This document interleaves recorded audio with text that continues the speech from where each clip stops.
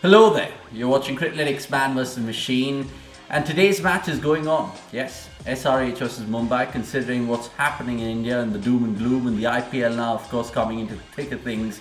We'll discuss this match, given the fact that there's a lot going on.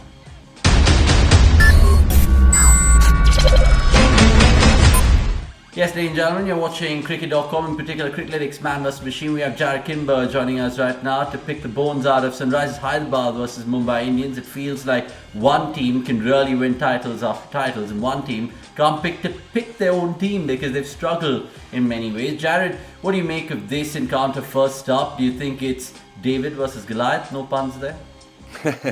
No Davids there.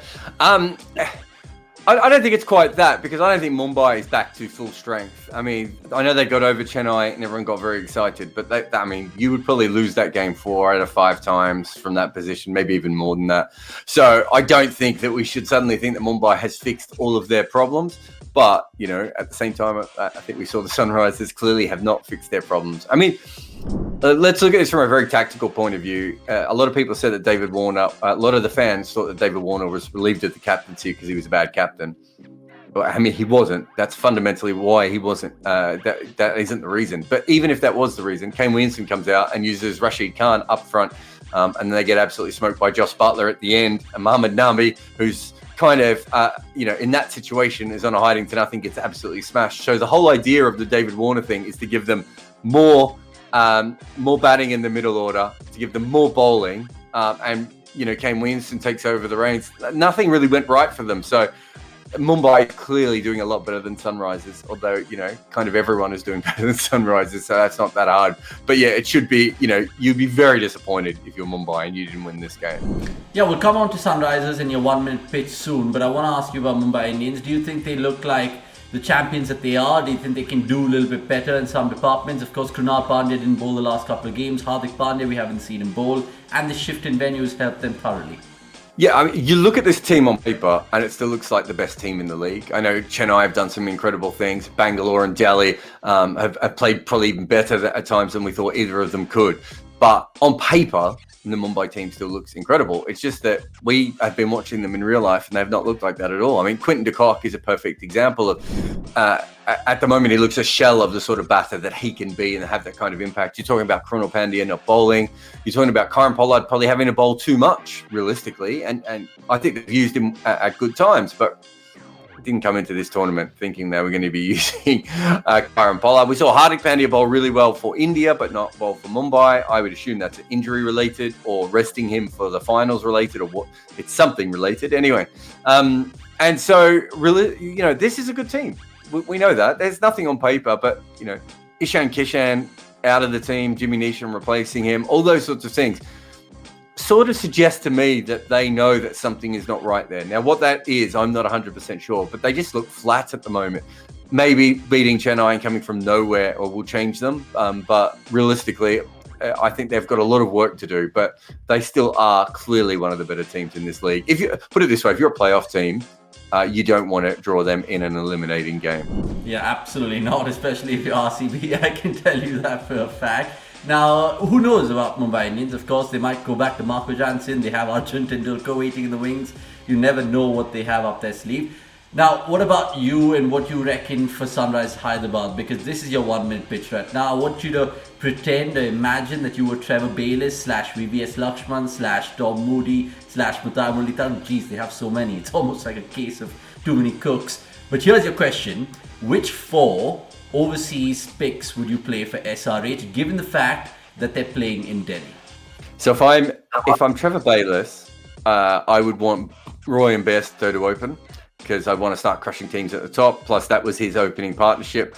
He understands those 2 players and they can do immense damage. If I'm Tom Moody, I'd probably be looking more at Bairstow, Manish Pandey at the top. Look, I think I said from the very start, I certainly said it on my YouTube channel, if it wasn't on Criclytics directly, that if you look at this team, what it really needed was a player in the middle order who was an overseas player and a little bit more bowling. that is what Muhammad Nabi and Jason Holder can bring. And also because they are so different in their bowling, one's an off spinner and one's obviously 7'3" medium pacer. It gives you the option then of mixing and matching them for the right matchups, right pitches, and all those sorts of things. That has always been the ideal situation. At the start of the season, I thought it might be a choice between Bairstow and Williamson. So we're now in a position where it's a choice between Warner and Muhammad Nabi and Jason Holder. The problem is that they also need Warner at the top of the order because they don't have that. So they're trying to plug all these different holes. There is no right lineup, realistically. I don't think there's anything that they can come across. If they really wanted to back their bowling and they could put Muhammad Nabi or Jason Holder in the middle, perhaps the best option might actually be something quite dramatic, which is Kane Williamson opening with Manish Pandey, making sure that you get to 160 in every game, and hoping that Bairstow batting at 4 and Holder/Nabi batting at 5 or 6 can get them up to that 160, and then you back Bhuvi and Rashid Khan to be able to do that. I just don't think that right at the moment they are going to be able to take. They've already made it their huge call, haven't they? So I would think that the most obvious thing to do is now Manish Pandey to open the batting with Johnny Bairstow, and you hope that Johnny Bairstow has some of his days. Okay, let's see how that pans out, because you've thrown us quite a few things to ponder about with regards to Warner and the chopping and changing and Kane Williamson. But we'll take it that we have, of course, your 4 picks there. Let's see what you have in your predictions today, because of course you've been calling it right against the Criclytics machine. And Criclytics, funnily enough, has gone for Manish Pandey as its batsman choice. Do you agree with the machine here? Oh, it's quite interesting. You know me and Criclytics, we both like to go for openers. I don't think I'd be willing to go with him. Bairstow is probably the best, the most in touch opener. But he's going to be going up against Trent Boult, and he doesn't particularly like left-arm seam, does he? I suppose that leaves you with one of the Mumbai openers in that case. I think I will go Rohit Sharma. I think we'll have a bit of a go with Rohit Sharma there. I think he's probably due a decent enough innings. I know he hasn't been in sublime Rohit Sharma form, but he's also not been terrible. So I think he would be my choice for that. Okay, Rohit Sharma and Manish Pandey, both Indians. We like it there. Bowlers, let's see what you will go with. You went for Rashid Khan, I think, the last time out. Would you go for someone like him, or would you go for like a man that you mentioned, Trent Boult? Trent Boult is a very interesting one, isn't he? No, I think I will go... it's in Delhi, isn't it? I'm going to go Rashid Khan because I think he's taken a few wickets of late, and they're using him early on, which maybe won't help him as much, but they're using him to try and take wickets at the moment, which I think before, because of the way their lineup was, they were using him a little bit more defensively. So I'll go with him, but Trent Boult is a really good one. Also, Bhuvi bowled very poorly last game. I wouldn't expect that again, although he hasn't been a great wicket taker over the last couple of years compared to earlier in his career. Okay, fine. Because it's really strange what Criclytics has suggested this one. Shahbaz Nadeem, I mean, I don't think he might play, but Criclytics has gone for him and Trent Boult, so we'll give Criclytics something to fight with here. All-rounders, yeah, absolutely interesting. All-rounders, another strange one. I'll let you guess what Criclytics has gone with before you give me your answer. Okay. So we've got, I suppose, have they gone Muhammad Nabi, perhaps? No, they've gone Vijay Shankar, actually. Oh, okay. It's a weird one because I almost feel like two of the best all-rounders are going to be either Jason Holder or Muhammad Nabi.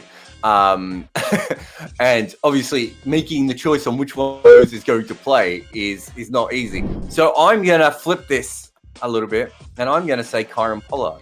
Because as I said, they haven't been bowling Krunal Pandya as much as recently. Kieron Pollard does count as an all-rounder, doesn't he? I mean, he should of recent times. He's bowling. So, yeah, I'm going to go Kieron Pollard because we know he's seeing the ball quite well with the bat. We know that they'll probably send him in up, at probably bat 4 or 5, depending on the situation. He'll certainly, won't be like David Miller the other night sitting on the bench going, why can't I face any balls? I don't think that's going to happen with Kieron Pollard. And he's a very clever bowler.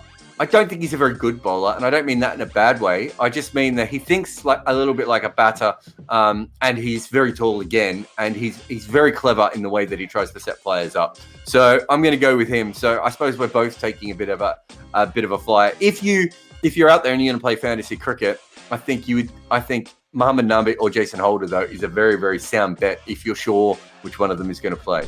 Yeah, just choose that after the toss once you know that they are on the final 11. But nonetheless, Keane Pollard, good pick because he thrives against SRH, Jarrod. So you've done your research, you always do your research, you're filled with research. Wicket-keepers, Quinton de Kock, Johnny Bairstow. You touched upon Johnny Bairstow and how he might have to negate Trent Boult up front, but Quinton de Kock actually thrives against Sunrisers Hyderabad. Would you go for the South African here? Yeah, I'll go with Quinton de Kock. Did I pick? I've now forgotten. Did I pick Johnny Bairstow? No, I picked Rohit Sharma up at the top, didn't I? Ooh, now that's going to confuse me. I'm going to stick with Quinton de Kock because of that Trent Boult matchup that Johnny Bairstow might have to go up against. I think Trent Boult quite likes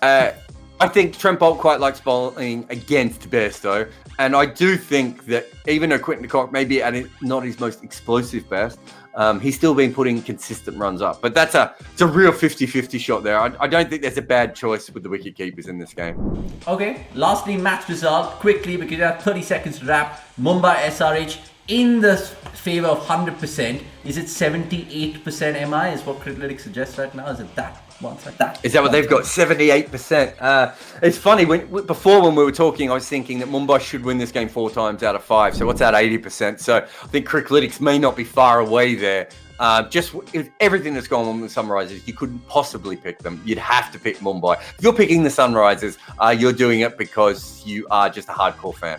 There's nothing else to hold on to for the rest of us. Not to say they can't win, but they shouldn't win.